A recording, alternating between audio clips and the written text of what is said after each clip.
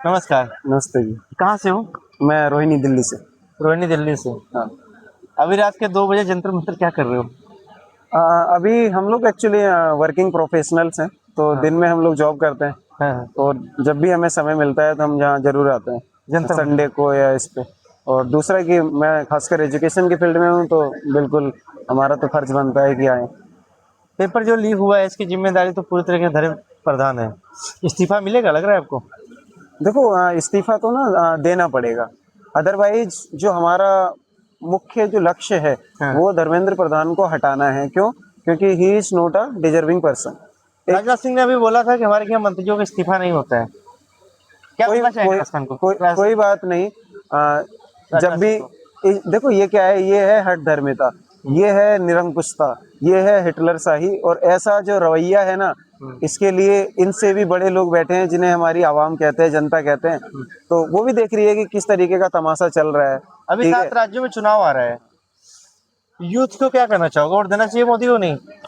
देखो, सिंपल सी बात है, मैं ये कहना चाहता हूँ कि इन नेताओं के चक्कर में ना पड़े। और दूसरा कि हमेशा ये देखें कि आपके रीजनल लेवल पर जहाँ पर आप लोग रहते हैं वहाँ पर जो कैंडिडेट है वो कितना योग्य इंसान है या नहीं। हम सभी ने मोदी जी के नाम पर इन लोगों को वोट दिया था। उसके बाद आपने देखा होगा कि इस तरीके के लोगों को बिठा देते हैं वो, जो कि जनता की जो उम्मीदें आकांक्षाएं हैं उनको पूरा नहीं कर पाते हैं। अभी आप दिल्ली से हो। हाँ जी। 1 साल पहले यहाँ के मुख्यमंत्री केजरीवाल हुआ करते थे। ऐसा क्या कमी थी केजरीवाल में, आपने उनको हटा दिया? देखो, हमने बहुत सारे लोगों ने नहीं हटाया था। दूसरा आप ये समझिए कि जो पूरा चुनाव है तो उसके बीच में जो अंतर है वो कितने परसेंट वोटिंग का रहता है। ठीक है। दूसरा कि कई तरीके के एजेंडे हैं और सरकारें और पार्टियों का आपने रवैया देखा होगा कि किस तरीके के मुद्दों पर वो चुनाव लड़ती है। ईवीएम ठीक पे है। सवाल उठता है, सही है?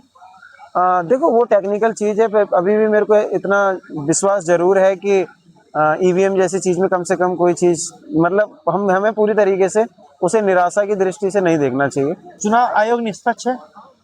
जिस तरीके की चीजें खबरें बाहर आ रही हैं उस पे थोड़ा संदेह होता है। संदेह होता है। विपक्ष मजबूत है? विपक्ष मजबूत बिल्कुल नहीं है, और उसकी वजह भी है कि किस तरीके से सरकारी जो एजेंसियां हैं उनका दुरुपयोग हो रहा है। इस तो प्रोटेस्ट में आना चाहिए था विपक्ष को। बिल्कुल आना चाहिए था। राहुल गांधी से कहना चाहेंगे आप? राहुल गांधी और कांग्रेस के लोगों को उनकी कुछ कुछ बातें मैंने भी सुनने की कोशिश की, समझने की कोशिश की, जिससे मैं ज़्यादा समर्थन नहीं करता हूँ। उन्होंने बोला है कि ये एक तरीके से बीजेपी का ही, ठीक है, प्रोपेगेट किया हुआ इवेंट है। अच्छा। तो चाहे किसी का भी इवेंट हो, लेकिन जो मांग यहाँ पर हो रही है ना, जो बात हो रही है, जिन बच्चों के भविष्य के लिए, उन बच्चों के एक सुनहरे कल के लिए हम लोग यहाँ पर खड़े हैं। और वो हर पार्टी से आते हैं, वो कांग्रेस में भी होंगे, बीजेपी में भी होंगे, हमें नहीं पता ना अभी कल 5 आने वाली। राज्यों में चुनाव था। बीजेपी ने 3 राज्यों में अपना सरकार बनाया है, जिसमें मुख्य जगह था, बहुत ज़्यादा हाईलाइटेड जगह था बंगाल। ममता बनर्जी वहाँ पे अपनी सीट भी हार गई और वहाँ की पद से भी निकल हट गई हो। क्या वहाँ पे सही चुनाव हुआ है? जिस तरीके की खबरें बाद में आई, दूसरा कि मैं दोबारा से वही बात बोलूंगा कि बाद में ईवीएम का प्रकरण आपने देखा होगा।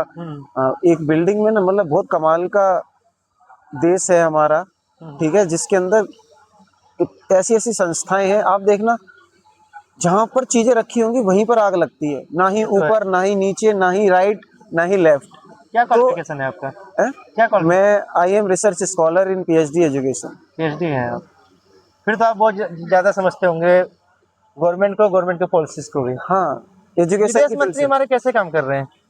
हाँ, विदेश मंत्री, देखो इसमें कोई डाउट नहीं होना चाहिए कि वो पहले आईएफएस से थे, तो इंडियन फॉरेन सर्विस में थे, और वो एक बहुत डिजर्विंग पर्सन है। लेकिन मैं ये देखता हूँ कि जब ऐसे लोगों की मॉनिटरिंग में आप आ जाते हैं जो खुद मतलब इतने ज़्यादा स्पेशलाइज नहीं है, तो शायद आपके ऊपर अंकुश लग जाता है, मुझे नहीं विदेश लगता नीति है। पास है?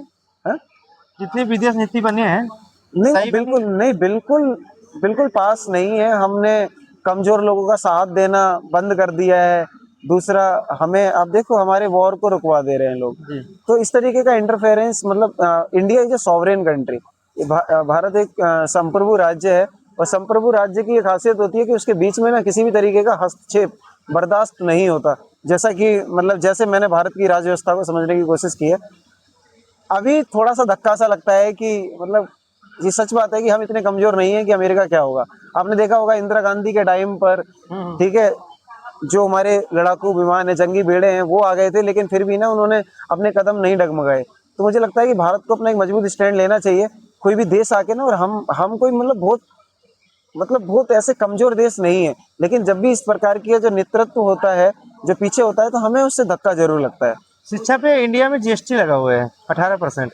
हाँ, ये दुर्भाग्य है।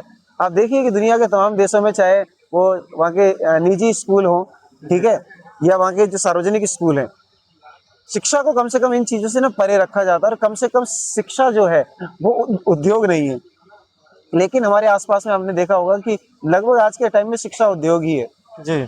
अभी देखा होगा आपने पीछे जो पतंजलि वाले बाबा जी हमें 30-35 रुपए का पेट्रोल दे रहे थे, वो 2.5 लाख रुपए का यूपीएससी की तैयारी करा रहे हैं वो, और उसके लिए मतलब स्पेशल सेशंस आ रहे हैं। तो आप समझिए कि जिस एजुकेशन जो है, it is being converted into a Baba Ramdev जैसे देश में जैसे पॉलिटिक्स करते हैं, हम बिजनेसमैन भी मानते हैं और अपनी चीजों को प्रमोट भी करते हैं, हमारे ये चीज खरीदो। लगता है आपको ऐसे लोगों को गवर्नमेंट साथ देती है? नहीं, अंधाधुंध साथ देती है। आप देखिए ना, आप किस तरीके से प्रमोशंस होता है चीजों का, गवर्नमेंट तो खुल के साथ देती है, साथ ही नहीं देती। आपको जमीन चाहिए, चीजें चाहिए, आप देखो कि इन उद्योगों को, ठीक है, ऐसा नहीं है, इंडस्ट्री ग्रोथ हमारे कंट्री में बहुत जरूरी है, लेकिन उसके पैरामीटर, उसके नॉर्म्स, उसके कंडीशंस, ठीक है, उसके गैजेट्स, उसके tenders, there must be some transparency. आप पूंजीवादी को बढ़ावा देते हैं? देखो, पूंजीवाद जैसे जैसे बहुत ऊपर जाएगा ना, वैसे वैसे गरीब और अमीर की जो खाई है ना, वो इस तरीके से बढ़ती चली जाती है। इसके लिए कुछ है आपके मन में, कुछ ऐसा है कि कम होना चाहिए या हाँ, कुछ सलाह है निश्चित रूप सरकार से की? देखो, हमारे हमारे जो कई सारे उद्योग हैं, जैसे एग्रीकल्चर में हम अभी भी अच्छा कर रहे हैं। एजुकेशन बहुत बड़ी चीज है जिसके लिए हम लोग यहाँ खड़े हैं। एजुकेशन ही वो चीज है जो करोड़ों लाखों लोगों की जिंदगी बदल सकती है। कुछ साल पहले इसके किसान प्रोटेस्ट हुआ था, हाँ, 13 महीने चला था प्रोटेस्ट। उसमें लगभग 750 किसान की मौत हो गई थी। तब भी गवर्नमेंट ने बहुत उनके ऊपर लांछन लगाए थे कि वो लोग पिज्जा खाते हैं, यहाँ पे पार्टियां होती हैं। और इस प्रोटेस्ट को, अभी हम जिस प्रोटेस्ट में खड़े हैं, इस प्रोटेस्ट के बारे में भी बहुत कुछ उड़ाया गया। क्या ये सब आपको सही लगता है या प्रोगंडा लगता है?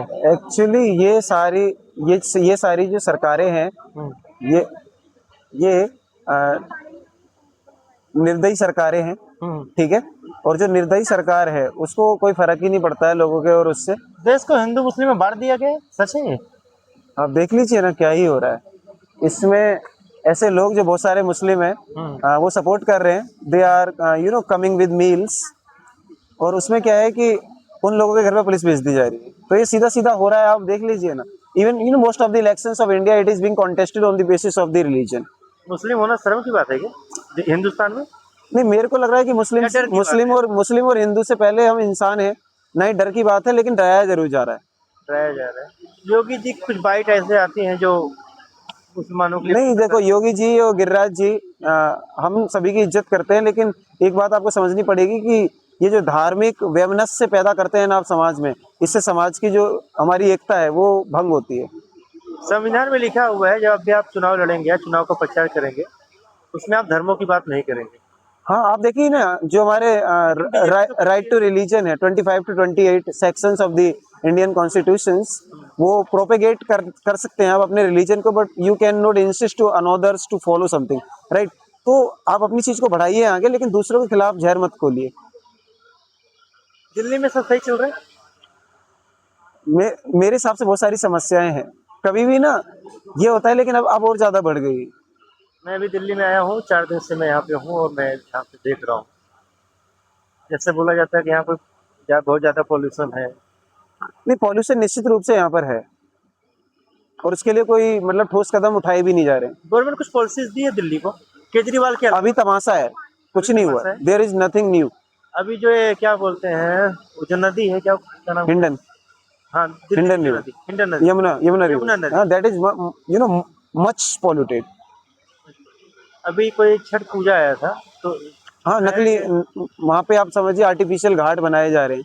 मेरे को ये लगता है कि जब आप देखना, ये मेरी राय है कि आप जीवन में ना जब प्रचार कर रहे होंगे, हमेशा ना उन चीजों का प्रचार हम लोग ज्यादा करते हैं जो चीजें बिक नहीं पाती बाजार में, ठीक है।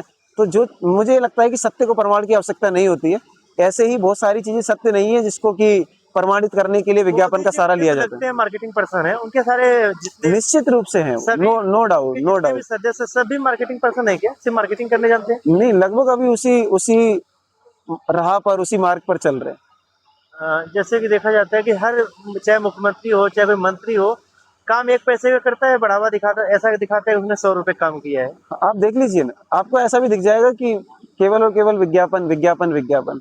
ये हमारे लिए अफसोस की बात है कि हम अभी जंतर मंतर पे हैं, लगभग लगभग 2:15 बज रहा है, एक भाई मिले हैं। आप अगर देखेंगे तो कम से कम अभी 400-500 लोग हैं जो कुछ रोड, एक तरीके से रोड ही तो है, जंतर मंतर एक रोड ही है, और रोड पे सब ऐसे ही सोए हैं, ना कोई फैन है, ना मैं तो कूलर और पंखे की बात ही छोड़ दूं, ये यहाँ पे कोई सुविधा ही नहीं है। ये अल्पतम जो सुविधाएं हैं उसकी मौजूदगी में रह रहे हैं लोग, तो सुविधाओं का अभाव निश्चित रूप से है। आप सोचिए यहाँ पे नगर पालिका की आनी चाहिए, नगर पालिका की गाड़ी आनी चाहिए, सुबह वहाँ के कर्मचारी आने चाहिए, सुबह सुबह क्लीनिंग होना चाहिए यहाँ पे, पर ऐसा कोई सुविधा नहीं है। मैं 4 दिन से आया हूँ और मैं जब प्रोटेस्ट कवर कर रहा हूँ तो मुझे कुछ ऐसा दिखा भी नहीं है। मैं कहना चाहूँगा जो भी यहाँ के सीएम है दिल्ली की, क्या कर रहे हैं आप लोग, कुछ तो करो। एटलीस्ट आप एक शुद्ध पानी तो भिजवाओ, पानी नहीं भिजवा सकते तो कम से कम साफ सफाई तो कराओ, 2-4 फैन लगा सकते हो। बच्चे अगर प्रोटेस्ट करें, बच्चे ही तो है, मुझे लगता है कि 20 साल से लेकर 30 साल 35 साल तक लोग हैं, आजकल तो पीएचडी वगैरह करेंगे तो आप 30-32 साल को ऐसे भी हो जाते हैं, 35 के भी हो जाते हैं, 35 साल के भी हो जाते हैं। और हिंदुस्तान में ऐसी कुछ यूनिवर्सिटियां जहाँ पे डिग्रियां भी मुझे लगता है कि आप 3 साल में कंप्लीट नहीं कर सकते। बिहार का एक न्यूज आया था, एक भाई साहब थे, 11 साल में उन्होंने डिग्री कंप्लीट किया था। ये हमारा हिंदुस्तान है और इसको हम बोलते हैं 21वीं सदी। मोदी जी ने इसका नाम दिया था विकसित भारत, और हम 100 ड्रीम सिटी और सॉरी स्मार्ट सिटी की बात हुई थी, वो भी नहीं हुई थी इसमें। खैर, हमारा दुर्भाग्य है हिंदुस्तान में जन्म लेना आज के समय में, मुझे लगता है कि कुछ तो गलत है। हमारी तुलना किससे करते हैं हम, बांग्लादेश से, पाकिस्तान से। थोड़ा सा और आगे अगर हम बढ़ जाए ना, गलती से थोड़ा सा और आगे चले जाए, हम भूटान से भी तुलना नहीं कर सकते हिंदुस्तान की। तो अभी मैं बांग्लादेश पर रिसर्च कर रहा था, तो वहाँ की स्थिति कुछ इंडिया से बेहतर है। भूटान ने आपसे E20 लेने के लिए मना कर दिया, आपको शर्म आनी चाहिए मोदी जी। और ये भाई युवा है, पीएचडी है, पीएचडी किया हुआ है इंसान एज ए डॉक्टर होता है, उसके नाम के आगे डॉक्टर लग भी जाता है, इतनी बड़ी उपाधि है, और वो भाई रात के 2 बजे सवा, चप्पल भी नहीं पहने बेचारे है तो भाई तो रोजगार मिला है आपको, अरे नहीं रोजगार मिला है आपको? नहीं, मैं वर्किंग हूँ वैसे, प्राइवेट सेक्टर में? Private sector. प्राइवेट सेक्टर में है। चलिए, ये तो बहुत अच्छी बात है, कम से कम आपको जॉब थैंक यू, मिली थैंक यू, है। आप रोजगार नहीं है, कम से कम मोदी जी ये तो नहीं बोल सकते कि फालतू लोग आते हैं। Thank you. Thank you.